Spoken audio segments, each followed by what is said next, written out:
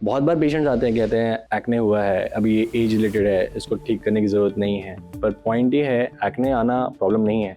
Acne आने के बाद जब वो चले जाते हैं तो जो वो छोड़ते हैं स्कार और पिगमेंटेशन, वो आप ट्रीट करने जाएंगे तो और मुश्किल काम होता है। पिंपल्स चले जाते हैं और गड्ढे रह जाते हैं। ऐसा क्यों?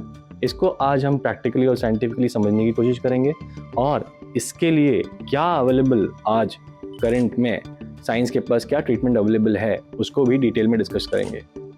अगर पिंपल गया और खड्डा रह गया मतलब वो सिर्फ स्पॉट नहीं है, स्कार है। स्कार मतलब समझाने जाऊं तो पिंपल होता है, पिंपल को मैं छोटे एक बॉम्ब की तरह कंपेयर करता हूँ। वो बॉम्ब जब फटता है तो नीचे एक स्किन को ब्रेक कर जाता है, इसे खड्डा कहते हैं। अगर स्किन की लेवल फ्लैट है और उसमें कलर चेंज आया है, इसको पिगमेंटेशन कहते हैं। पिगमेंटेशन ट्रीट करना फिर भी रिलेटिवली इजी है। अगर स्किन का लेवल या टेक्सचर चेंज हो गया है, उसमें खड्डा पड़ गया है, तो इसे कहते हैं एक्ने स्कार, जिसके लिए काफ़ी रेगुलेटेड वे में और मल्टीपल सेशंस में आपको ट्रीटमेंट करके उसे आप रिड्यूस करने की कोशिश कर सकते हैं। जो डैमेज हुआ है उसको आप रिड्यूस कीजिए। इसको कहते हैं एक्ने स्कार रिडक्शन ट्रीटमेंट। ये डिपेंड करता है कि आपका जो एक्ने स्कार बना है वो आइस पिक है, रोलिंग स्कार है या बॉक्स स्कार है। कौन सी वैरायटी ऑफ स्कार है उसके हिसाब से आपको जो ट्रीटमेंट लेना है, उसके कितने सेशन लगेंगे, कितना उसमें रिजल्ट आएगा, ये डिसाइड होता है। मॉडर्न डर्मेटोलॉजी में देखा जाए तो 2 बड़ी कैटेगरीज होती है जिसमें एक्ने स्कार्स को डिवाइड किया जा सकता है। एक होता है मैकेनिकल, एक होता है मशीन बेस्ड या laser based. So mechanical process में अगर हम बात करें तो जो आते हैं उसमें केमिकल पील्स हैं, माइक्रो नीडलिंग है, PRP है या GFC है, TCA क्रॉस है, बोटॉक्स है, फिलर्स है। एक्ने स्कार्स की कुछ सर्जरीज होती हैं जिसमें स्कार्स को एज इट इज़ निकाला जाता है और उसकी जगह एक नॉर्मल स्किन लगाई जाती है।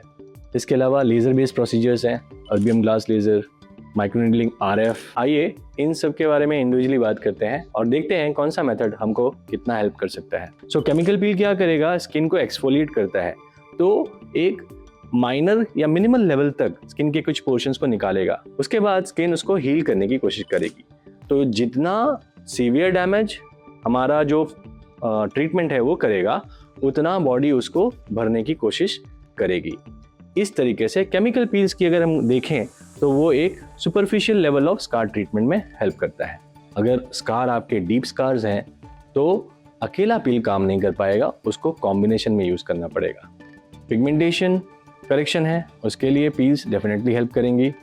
माइनर सरफेस चेंजेस हुए हैं, माइनर स्कार है, उसके लिए पील काफ़ी हेल्प करेगी। और क्योंकि पील्स इकोनॉमिक रेंज में आती है, पॉकेट फ्रेंडली होती है, इसलिए बिगिनर्स के लिए ये ईजिली डूएबल चीज़ होती है। नेक्स्ट लेवल की बात करें तो माइक्रो नीडलिंग।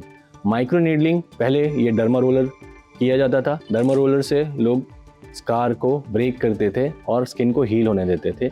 आज उसको ही मशीन के फॉर्म में डर्मा पेन, इसकी हेल्प से हम एक कंट्रोल्ड वे में, एक कंट्रोल्ड डेप्थ तक जाकर स्किन को ब्रेक करते हैं और फिर बॉडी उसको हील करने की कोशिश करती है। तो नेचुरल वे में हीलिंग प्रोसेस होता है, पर हम उसको कंट्रोल्ड वे में पहले डैमेज करते हैं। इस तरीके से बॉडी की हीलिंग कैपेसिटी हम इसमें इस्तेमाल करते हैं। तो जैसा कि आप स्क्रीन में देखेंगे, ये पेशेंट हैं, इनके दोनों साइड में अच्छे खासे स्कार हो रखे हैं। अब स्कार का जो ट्रीटमेंट है एक्टिव हो जाती है और फिर बनते हैं कोलाजन।